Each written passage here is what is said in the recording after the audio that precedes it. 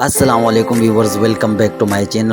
اگر آپ کی چھاتی میں سالوں سے بلغم جمع ہوا ہے، آپ کو بار بار بیمار کرتا ہے، گلے میں بلغم جمع ہوا ہے، یا آپ کو بار بار الرجی، نزلہ، زکام یا کھانسی کی شکایت ہوتی رہتی ہے، آج اس ویڈیو میں ہم آپ کو بتائیں گے ان سب پرابلمز کو دور کرنے کے گھریلو نسخے کے بارے میں۔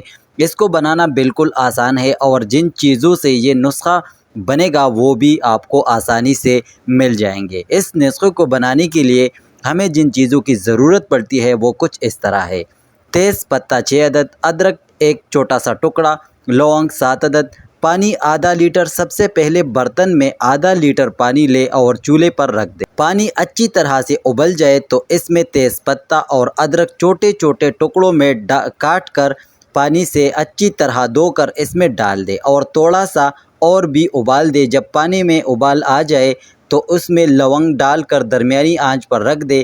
جب یہ ٹھنڈا ہو جائے تو اسے چھان لے، پھر اس میں 4 چمچ شہد ڈال کر اس میں مکس کرنا ہے۔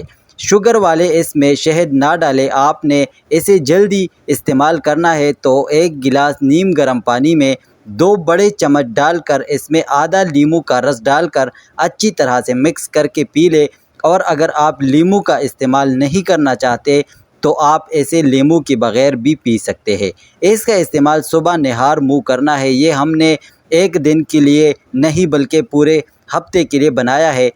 اسے اگر روزانہ استعمال کرنا ہے تو اسے آپ کی صحت کو پیدا ہوگا۔